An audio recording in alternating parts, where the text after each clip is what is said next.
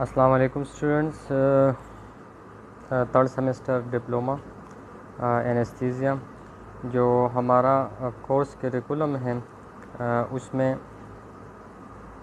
सबसे पहले हम एनाटॉमी की तरफ आएंगे।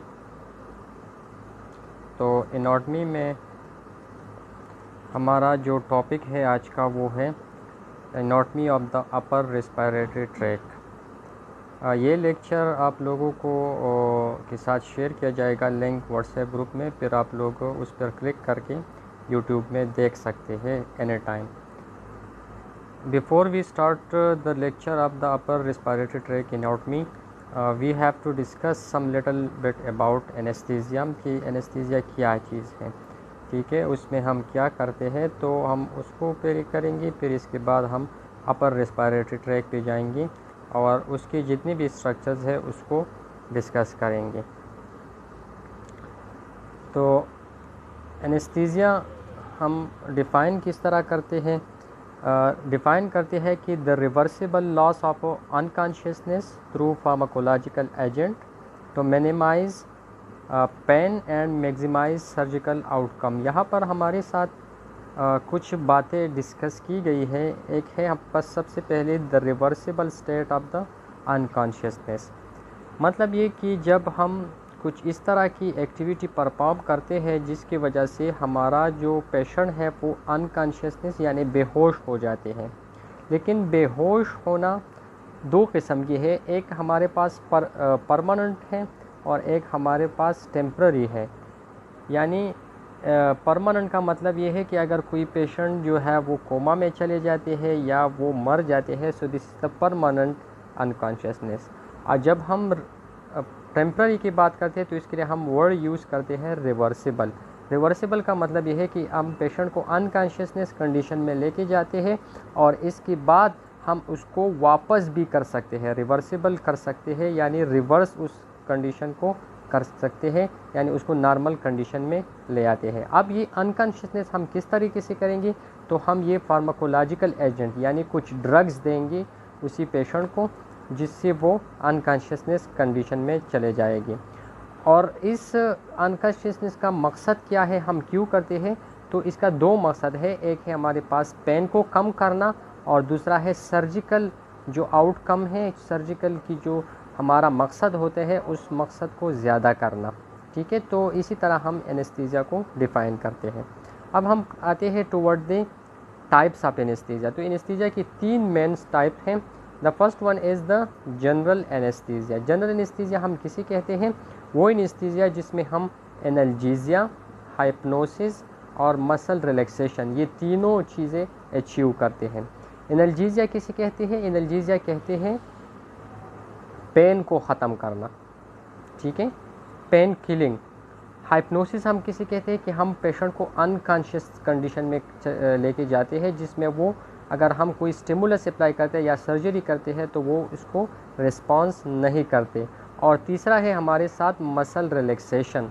मसल रिलैक्सेशन का मतलब ये है कि हम पेशेंट की जितनी भी मसल्स है, स्केलेटल मसल, उसको पैरालाइज करते हैं ताकि वो रिस्पांस शो ना करे। क्योंकि जब हम सर्जिकल कट लगाते हैं तो अगर पेशेंट अनकॉन्शियस भी होता है लेकिन उसकी मसल जो है वो मोमेंट करते हैं, तो उसी मसल मोमेंट को ख़त्म करने के लिए हम क्या करते हैं?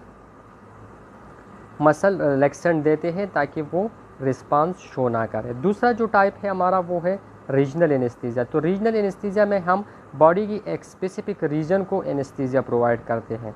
इसमें एग्जांपल हमारे साथ है स्पाइनल एनेस्थीसिया जिसमें हम लोअर बॉडी जो है उसको एनेस्थीसिया देते हैं। इसी तरह एपिड्यूरल और कॉर्डल एनेस्थीसिया, इन तीनों टाइप्स में हम क्या करते हैं? बॉडी की जो लोअर पार्ट है उसको पैरालाइज करते हैं, उसको एनेस्थेटाइज करते हैं, उसमें हम सर्जरी परफॉर्म कर सकते हैं। लेकिन अपर बॉडी जो है वो पेशेंट का बिल्कुल ठीक होता है, वो सुन भी सकता है, बोल भी सकता है और देख भी सकता है, ठीक है। तो एक स्पेसिफिक रीजन क्या है? लोअर बॉडी है, उसको हमने पैरालाइज किया है।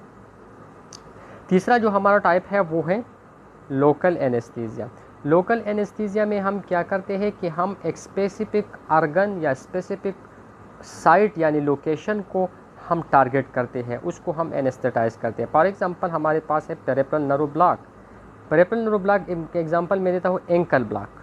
अगर हम एंकल ब्लॉक लगाते हैं तो वो रीजन, एंकल वाले रीजन वो एनेस्थेटाइज होगा, बाकी पेशेंट बिल्कुल ठीक होगा। इसके अलावा जो हम सरफेस एनेस्थीसिया देते हैं या कैनोला इंसर्ट करने के लिए या कोई और स्टिचेस लगाने के लिए हम जो एनेस्थीसिया देते हैं उसको हम सरफेस एनेस्थीसिया कहते हैं। तो इसमें हम एक स्पेसिफिक लोकेशन को एनेस्थेटाइज करते हैं, उसको अनकॉन्शियस करते हैं, तो इसलिए हम इसको लोकल एनेस्थीसिया कहते हैं।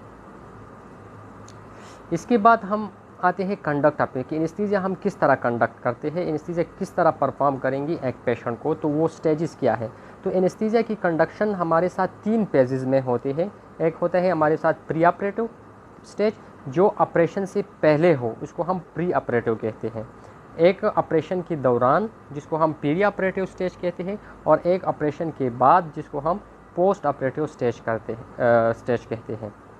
तो पहले स्टेज में यानी ऑपरेशन से पहले हम क्या करेंगे, सबसे पहले हम पेशेंट से हिस्ट्री लेंगे कि उसका हिस्ट्री क्या है, वो किस तरह की सर्जरी के लिए आया है, उसकी साथ जो दूसरी बीमारियां हैं वो क्या है। फॉर एग्जांपल एक पेशेंट आते हैं अपेंडिक्स के लिए, ठीक है, लेकिन हम उससे पूछते हैं कि आपकी दूसरी बीमारी तो नहीं है, तो वो कहते हैं कि मुझे डायबिटीज़ भी है, ठीक है। तो हमें वो डायबिटीज़ को भी अपने जहन में रखना होगा और फिर उसको इसके मुताबिक एनेस्थीसिया देते हैं। दूसरा, हम प्रिपरेशन करते हैं पेशेंट की और इक्विपमेंट की।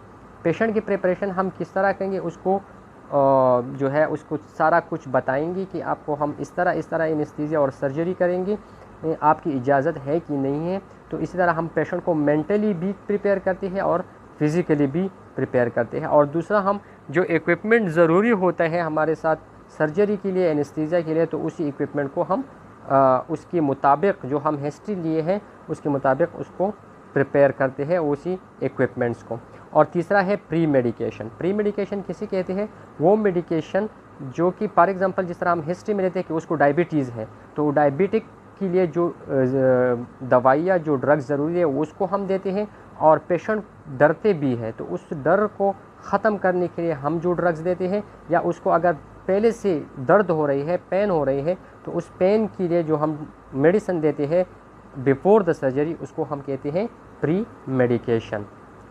दूसरा जो स्टेज आते हैं हमारे पास वो है पीरी ऑपरेटिव स्टेज, यानी ऑपरेशन जब हम स्टार्ट करते हैं तो सबसे पहले हम क्या करेंगे, इंडक्शन करेंगे। इंडक्शन का मतलब है कि हम उसको ड्रग्स देते हैं, ठीक है, जो कि इसमें एनाल्जेसिक भी होंगी पेन ख़त्म करने के लिए, अनकॉन्शियस जो हाइप्नोटिक ड्रग्स हैं वो भी देंगी, और साथ ही मसल रिलैक्सेंट भी देंगी ताकि हम पेशेंट को फुली जो है वो एनेस्थेटाइज करें, ठीक है। तो इसमें हम ड्रग्स पहले देते हैं, इसके बाद ऑक्सीजन देते हैं, ठीक है, और फिर ऑक्सीजन हम मास्क के थ्रू पहले देते हैं, लेकिन मास्क हम ज़्यादा देर तक नहीं उस पर रख सकते, ठीक है। तो इसके लिए हम एक ट्यूब पास करते हैं जिसको हम कहते हैं इंट्यूबेशन। तो वही ट्यूब हमारे जो पेशेंट है उसको ऑक्सीजन देंगे ड्यूरिंग सर्जरी। अगर सर्जरी 2 घंटे की है, 3 घंटे की है या आधे घंटे की है, जितना भी टाइम हो वो हम मास्क फ्री होंगे, पेशेंट को वो ट्यूब के ज़रिए ऑक्सीजन मिलते जाएंगे।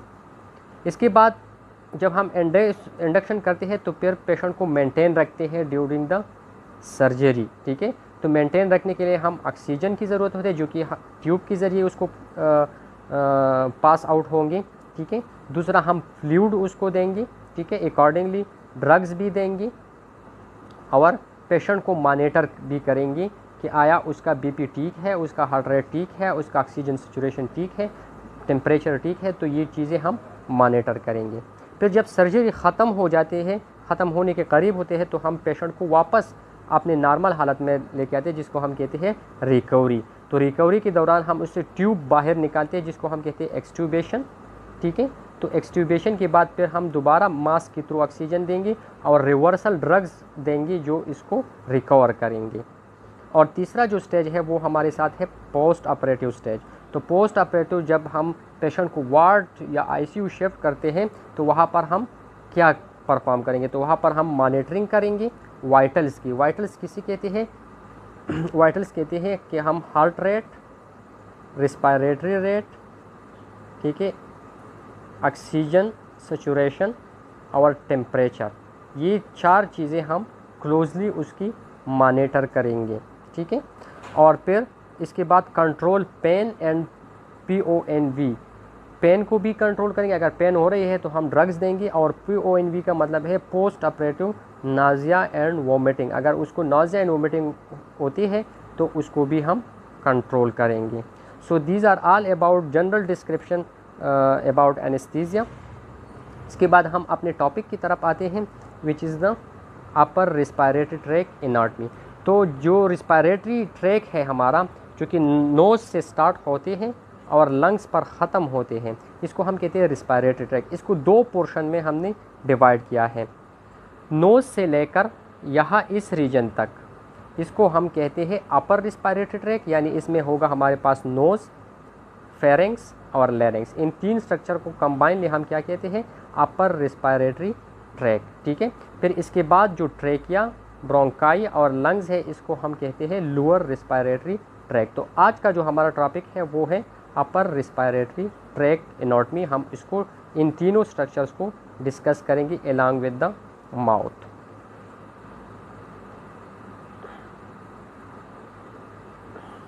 तो सबसे पहले आते हैं टुवर्ड द माउथ। अच्छा, माउथ जो है ये हमारे पास दो सेक्शन में डिवाइड किया गया है। एक को हम कहते हैं वेस्टिब्यूल और दूसरे को कहते हैं ओरल कैविटी। वेस्टिब्यूल वो रीजन है जो कि स्टार्ट हो जाते हैं from the lips to the teeth, यानी टीथ और लिप्स, जंजीवी कहते हैं मसूड़ों को, जो दांत जिसमें अटैच होते हैं मसूड़े, ठीक है, उसको हम कहते हैं जंजीवे। तो लिप्स, हमारे लिप्स और टीथ के दरमियान जो एरिया होता है, जो कैविटी होते हैं, उसको हम क्या कहते हैं, वेस्टिब्यूल कहते हैं।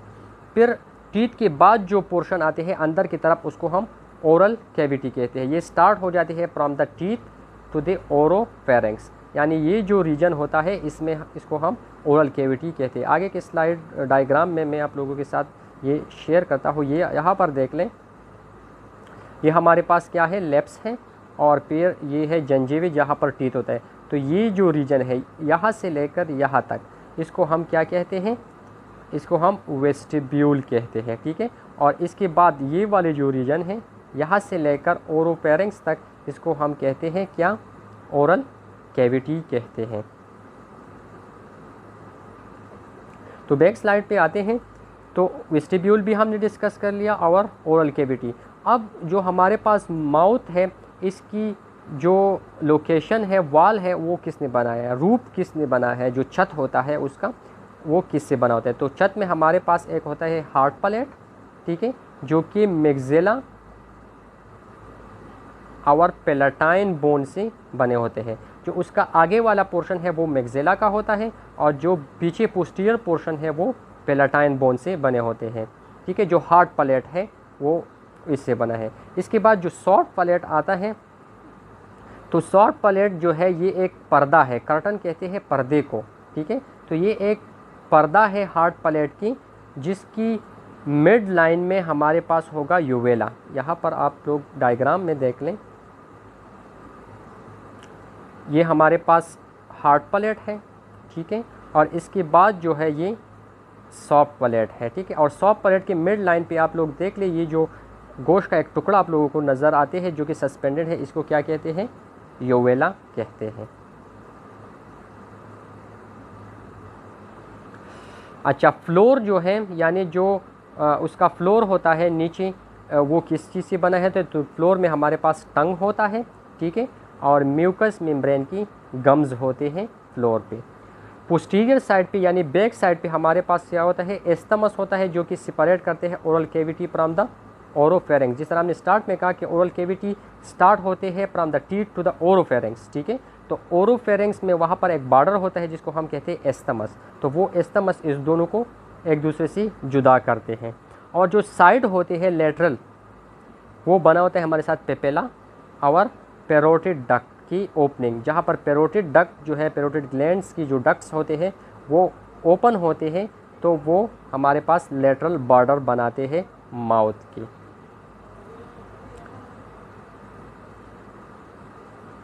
ये डायग्राम जो कि ऑलरेडी हमने डिस्कस किया। यहाँ पर जो टीथ्स होते हैं हमारे पास, वो हम कहते हैं कि 32 टीथ्स होते हैं। 16 टीथ जो है वो अपर जा में होते हैं और 16 टीथ जो है वो लोअर जा में होते हैं। तो टोटल हमारे पास कितने हो गए, 32 हो गई। अब ये 16 किस तरह अरेंज है, तो यहाँ पर हम इसको दो लोअर जाग में लेता हूँ और इसको दो हिस्सों में डिवाइड करता हूँ। तो 8 इस साइड पे आएंगी और 8 इस साइड पे आएंगी, ठीक है। जो 8 राइट साइड पे है वो 8 लेफ़्ट साइड पे भी है। ये हमारे पास राइट और ये लेफ़्ट हो गए, ठीक है। तो राइट पे भी 8 है, लेफ़्ट पे भी 8 है, तो टोटल हमारे पास कितने बने, 16 बने, ठीक है। अब राइट साइड पे जो 8 है वो लेफ़्ट साइड पे भी होंगे, तो हम एक को डिस्कस कर लेते हैं। हमारे पास जो राइट साइड को फॉर एग्जांपल मैं लेता हूँ, तो इसमें हमारे पास होते हैं इंसाइज़र 2, ठीक है। फिर हमारे पास आते हैं कैनाइन, ठीक है। तो कैनाइन कितने हैं, 1 है, 2 + 1, ठीक हो गया। अब इसके बाद आते हैं प्रीमोलर, तो प्रीमोलर कितने हैं, 2 है, ठीक है। और फिर मोलर आते हैं जो कि 3 है। तो 2 + 1 3, 3 + 2 5 एंड 5 + 3 8, ठीक है। तो हमारे पास टोटल राइट साइड पे कितने हो गए, 8 हो गई। और यही 8 जो है लेफ़्ट साइड पे भी है, जो कि टोटल हमारे पास 16 बनाते हैं। तो 16 लोअर जा में और 16 अपर जा में, तो आपके साथ टोटल नंबर जो है वो 32 हो जाते हैं। अब यहाँ पर जो इसकी नर्व सप्लाई है और ब्लड सप्लाई वो किस तरह है, ठीक है। तो वेस्टिब्यूलर जो रीजन है जो कि लिप्स और टीथ के दरमियान है, वहाँ पर सप्लाई करते हैं सेंसरी जो इंफॉर्मेशन है वो उसको सप्लाई करते हैं क्रेनियल नर्व नंबर 5, ठीक है। और जो मोटर सप्लाई है वो क्रेनियल नर्व नंबर 7 है। और इसकी ब्लड सप्लाई जो है वो फेशियल आर्टरी के थ्रू है। टीथ जो है इसको नर्व सप्लाई नहीं है क्योंकि ये सेंसलेस है, लेकिन यहाँ पर ब्लड सप्लाई वो मैक्सिलरी आर्टरी करते हैं। फिर टंग की तरफ आते हैं, तो टंग में हमारे पास जो सेंसरी सप्लाई है वो क्रेनियल नर्व नंबर 7 एंड 9 करते हैं, और मोटर जो है वो 12 करते हैं, जबकि उसका जो ब्लड सप्लाई है वो लिंगुअल आर्टरी करते हैं। फिर प्लेट्स की तरफ आते हैं, सॉफ्ट एंड हार्ड प्लेट दोनों को, तो इसको क्रेनियल नर्व नंबर 5 दोनों जो है वो स्मूथ मसल सेंसरी इंफॉर्मेशन और मोटर इंफॉर्मेशन दोनों को एक ही नर्व सप्लाई करते हैं, वो है क्रेनियल नर्व नंबर 5। और इसकी जो ब्लड सप्लाई है वो 3 आर्टरी से होती है, facial artery, maxillary artery and pharyngeal artery. ये जो नर्व नंबर मैंने दिया है ये आप लोगों के असाइनमेंट है, जो कि लास्ट में आप लोगों के साथ डिस्कस किया जाएगा कि नर्व नंबर जो है वो क्रेनियल नर्व को हम किस तरह देते हैं, कौन सी नर्व के, इसका अपना नाम भी है जो कि आप असाइनमेंट में करेंगे। अच्छा, ये माउथ को हम एनेस्थीसिया में क्यों डिस्कस करते हैं, क्यों इसकी इनॉट में पढ़ते हैं, ठीक है। तो एनेस्थीसिया में इसका रोल क्या है, तो ये यहाँ पर डिस्कस किया जाएगा। माउथ जो है ये एसेसरी आर्गन ऑफ ब्रीथिंग है। एसेसरी आर्गन का मतलब क्या है कि यूजुअली हम जो ब्रीथिंग करते हैं वो नोज़ के ज़रिए करते हैं, तो उसको हम प्राइमरी आर्गन कहते हैं। लेकिन नोज़ के साथ साथ हम एडिशनल जो एयर लेते हैं वो माउथ को के थ्रू लेते हैं, तो इसलिए हम इसको एसेसरी आर्गन कहते हैं।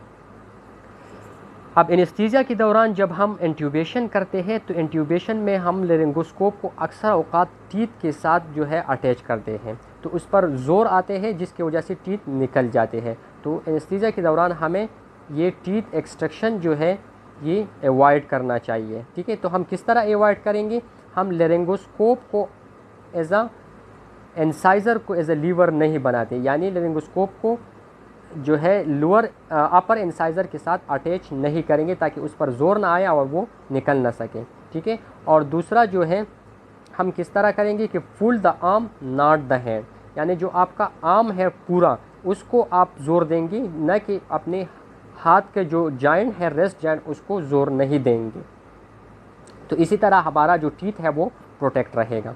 दूसरा जो है यहाँ पर सॉफ्ट टिश्यू है, जिस तरह पेपेला के एग्जांपल मैंने दिया, म्यूकोज़ा का एग्जांपल मैंने दिया, तो वो हमारे पास सॉफ्ट टिश्यू होते हैं, जो जब हम लेरिंगोस्कोप को रफली कंटिन्यूसली उसको मोमेंट प्रोवाइड करते हैं तो इससे हमारा ये सॉफ्ट टिश्यू डैमेज हो सकते हैं। तो हमें इस चीज़ को अवॉइड करना चाहिए। हम सही तरीके से अगर लेरिंगोस्कोप को मोमेंट देंगे तो सॉफ्ट टिश्यू हमारा प्रोटेक्ट रहेगा, ठीक है। तो ना पेपिलरी ट्रामा होगा ना म्यूकोजल ट्रामा होगा। अच्छा, इसके बाद आते हैं, ये डायग्राम है, ये लेरिंगोस्कोप है, इसका ब्लेड है। तो जब हम इंट्यूबेशन करते हैं तो ये राइट तरीक़ा है, ठीक है। यहाँ पर हम एंगल को सीधा रखेंगे और अपने पूरे हाथ को जो है मोमेंट ज़ोर देंगे, ना कि अपने रेस्ट जॉइंट को जो इस डायग्राम में दिया गया है। ये तरीका हम अप्लाई नहीं करेंगे बल्कि ये वाला अप्लाई करेंगे। इसके बाद जो दूसरा structure of the upper respiratory track है वो हमारे पास नोज़ है। तो नोज़ जो है this is the pyramidal shape, ठीक है, इसी तरह का शेप है उसका, इसको कहते हैं पिरामिडल शेप, ठीक है। किस चीज़ों से बना है? बोन से बना है, कार्टिलेज से बना है और एक कैविटी उसमें होता है, ठीक है। तो इन 3 चीज़ों से बना है हमारा नोज़, ठीक है। अब नेज़ल कैविटी जो है ये हमारे पास डिवाइड किया गया है by in the mid portion by a nasal septum. एक पर्दा है जो कि नेज़ल कैविटी को 2 हिस्सों में तकसीम करते हैं, ठीक है। नोज़ जो है ये बाहर की तरफ ओपन होता है थ्रू नेयर्स। जो हमारा टिप होता है नोज़ का उसको कहते हैं नेयर्स, ठीक है। तो बाहर एनवायरनमेंट की तरफ ये नेयर्स के थ्रू ओपन होते हैं, जबकि बैक साइड पे ये ओपन होता है थ्रू द कॉन्च, ठीक है। तो ये this is the primary and first organ of the respiratory system. Primary mean कि हम जो एयर लेते हैं वो नोज़ के थ्रू लेते हैं, ठीक है। और पहला ऑर्गन है, इससे रिस्पायरेटरी ट्रैक हमारा स्टार्ट हो जाते हैं। अब इसका जो बॉर्डर है वो किससे बना है? तो जो छत होता है, रूफ, वो बना होता है नेज़ल कार्टिलेज से, नेज़ल बोन से, cerebrum cribriform plate of the ethmoid bone, ठीक है, sphenoid bone and occipital bone, इससे इसका छत जो है वो बनता है। जबकि उसका जो फ्लोर होता है वो पेलेटाइन बोन और मैक्सिला से बना होता है। मीडियल वाल जो है, जो इनर मीडियल वाल होते हैं वो बना होता है हमारे साथ नेज़ल सेप्टम से, जिस तरह ऑलरेडी हमने डिस्कस किया। और नेज़ल सेप्टम 2 चीज़ों से बना है, एक कार्टिलेज है और एक वूमर बोन है। इन दोनों चीज़ों से बना होता है। जो उसका लेटरल वार्ड है साइड पे, वो हमारे पास बोन से बना होता है और ये है उनके बोन एथमाइड, मैक्सिला एंड पेलेटाइन, और साथ ही बोनी कॉन्चे होता है जिसको हम कहते हैं सुपीरियर, मिडल एंड इंफीरियर कॉन्चे।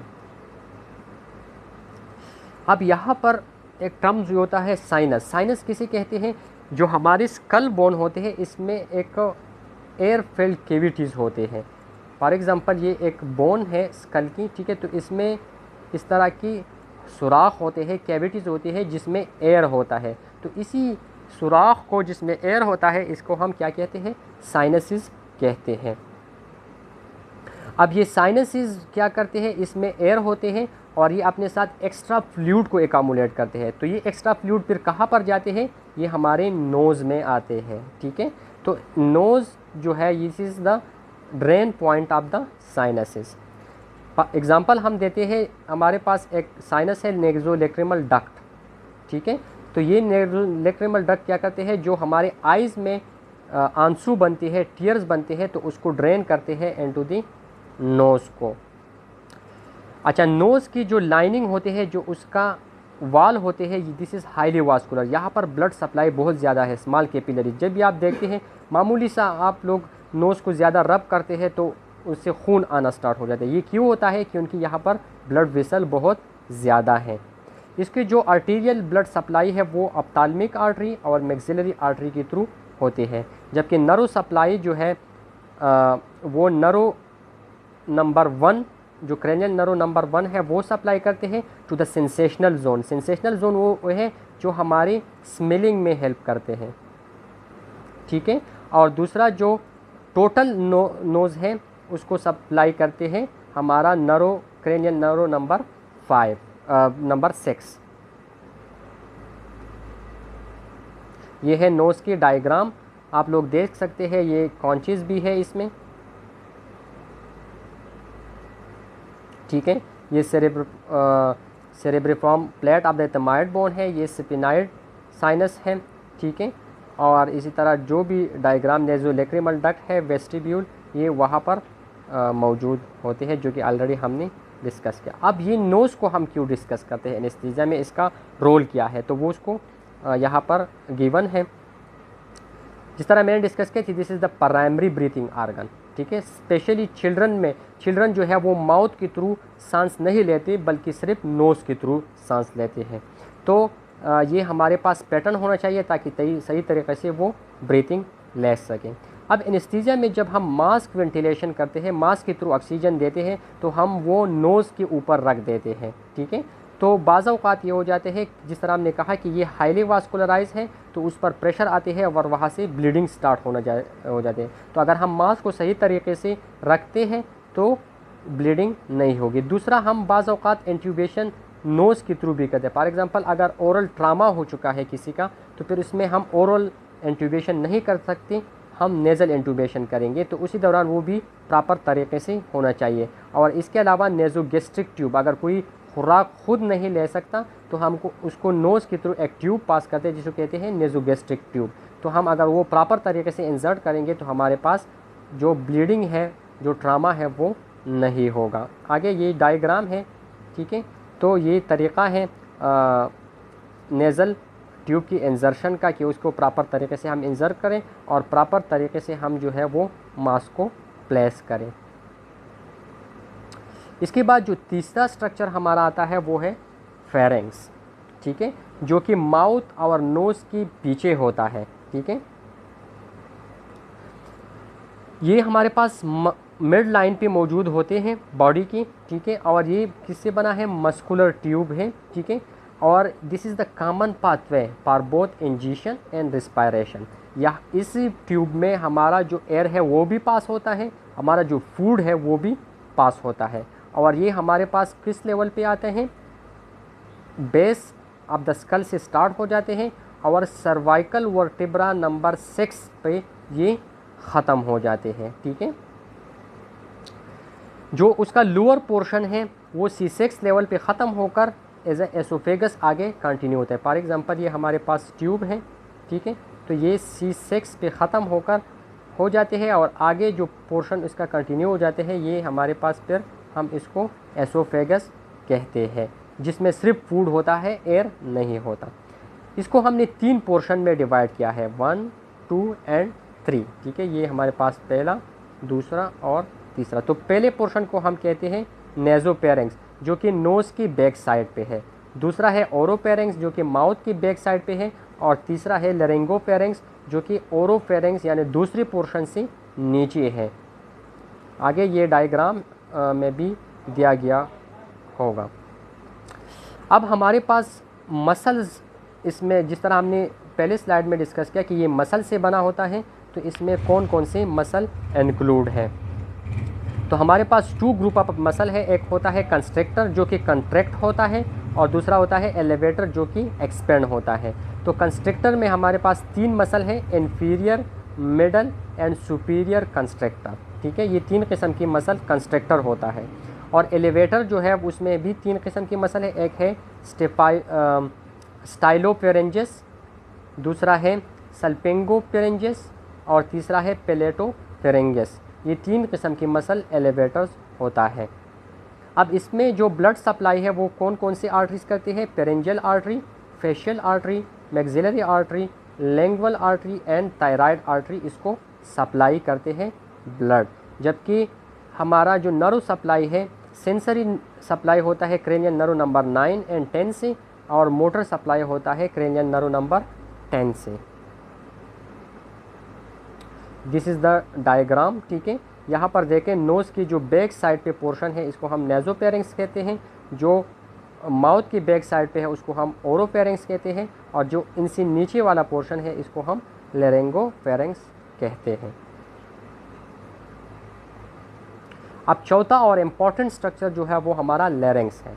लैरिंग्स क्यों इम्पॉर्टेंट है? क्योंकि हमने फेरेंक्स को पढ़ा कि this is the common pathway for both ingestion and breathing, ठीक है। तो जब फेरेंक्स ख़त्म हो जाते हैं तो जो फूड है वो डायरेक्ट एसोफेगस में चली जाती है, जबकि एयर जो है वहाँ से सेपरेट होकर लैरिंग्स में जाते हैं, ठीक है। तो लैरिंग्स एक्सटेंड है from the cervical vertebra number 3 और ख़त्म हो जाते हैं and the cervical vertebra number 6 पे, यानी C3 पे से स्टार्ट होकर, फॉर एग्जांपल ये हमारे पास C3 है तो इससे स्टार्ट होकर C6 पे ये ख़त्म हो जाते हैं। So this portion is called लैरिंग्स, और ये हमारे बॉडी की मिड लाइन में होते हैं। अब पोस्टीरियर साइड पे क्या है, इसकी फेरिंग्स है और सर्वाइकल वर्टेब्रे है। C3 से C6 के दरमियान जो इतनी भी 3 वर्टेब्रे है वो इसकी पीछे होता है। इसके ऊपर जो है हमारे पास फेरिंग्स होता है और बिलो जो है नीचे की तरफ इसके क्या हो जाते हैं, ट्रैकिया होता है, जबकि फेरिंग्स के नीचे एसोफेगस होता है और लैरिंग्स के नीचे ट्रैकिया होता है। इसके जो ब्लड सप्लाई है वो लैरेंजियल आर्टरी के थ्रू होती है, जबकि नर्व सप्लाई जो है वो क्रेनियल नर्व नंबर 10 और रिकरेंट लैरेंजियल नर्व इसके थ्रू नर्व सप्लाई होते हैं। अब इसमें कौन कौन से स्ट्रक्चर हैं, तो हमारे पास इसमें 4 किस्म के स्ट्रक्चर पाए जाते हैं। बोन होता है, कार्टिलेजिस होता है, लेगामेंट होता है और मसल्स होता है। तो बोन कौन सा होता है, at the level of C3 जहाँ पर लैरिंक्स स्टार्ट होते हैं तो वहाँ पर एक बोन होता है जिसको कहते हैं हाइड बोन। ठीक है, ये हाइड बोन लैरिंक्स का सही जो है उसका पार्ट नहीं है, लेकिन उसके साथ टाइट अटैच है तो इसलिए हम उसको काउंट करते हैं। हाइड बोन हमारे बॉडी में वाहिद बोन है जो कि अनअटैच है, ये किसी के साथ अटैचमेंट इसकी नहीं है, ना मसल के साथ इसकी अटैचमेंट है ना किसी और बोन के साथ इसकी अटैचमेंट है। जो कार्टिलेजेस है उसमें वो 9 कार्टिलेजेस यहाँ पर पाए जाते हैं, जिसमें 3 होते हैं हमारे पास अनपेयर्ड यानी सिंगल होती है और 6 जो है वो 3 पेयर्स में होते हैं। ठीक है, तो टोटल हमारे पास कितने हो गई, 9 कार्टिलेजेस हो गई। जो अनपेयर हैं वो हमारे पास ये अपर 3 जो है ये अनपेयर हैं। ठीक है, जिसमें हमारे पास एपिग्लॉटिस है। Epiglottis this is leaf shape, ठीक है, जो कि प्रेजेंट होता है at the larynx upper portion. जब हम सांस लेते हैं तो ये हमारे एसोफेगस को क्लोज करते हैं ताकि ब्रीथ एयर जो है वो इसमें चले जाए लैरिंक्स में, और जब हम खुराक लेते हैं तो ये लैरिंक्स को बंद करते हैं ताकि खुराक जो है इधर ना आ सके, और इसका नेचर जो है वो इलास्टिक कार्टिलेज है। दूसरा जो है वो थायराइड कार्टिलेज, ये शील्ड होता है, जिस तरह शील्ड होता है उसी तरह होता है, और ये लार्जेस्ट कार्टिलेज है और नेचर इसका हाइलैंड कार्टिलेज है। और तीसरा जो है वो क्रिकाइड कार्टिलेज है जो कि रिंग शेप होता है। ठीक है, इसी तरह रिंग शेप उसका स्ट्रक्चर होता है। अब जो पेड़ है 3 पेड़ वो हमारे पास टोटल 6 बनाते हैं, यानी 2 ये और 2 ये, टोटल हमारे पास कितने बने, 6 बने। ठीक है, तो इसमें एक है एरेटिनाइड कार्टिलेज जो कि पिरामिडल शेप है, इसी तरह है। कार्निकुलेट कार्टिलेज है और क्यूनिफॉर्म कार्टिलेज है जो कि पेयर फॉर्म में है। अब इसमें 4 किस्म की लेगामेंट्स भी पाए जाते हैं। एक है हमारे पास थायरोहाइड लेगामेंट। थायरोहाइड लेगामेंट वो लेगामेंट है जो कि थायराइड कार्टिलेज और हाइड बोन को अटैच करते हैं एक दूसरे के साथ। दूसरा है हमारा हायो एपिग्लॉटिस लिगामेंट जो कि हाइड बोन को एपिग्लॉटिस कार्टिलेज के साथ अटैच करते हैं।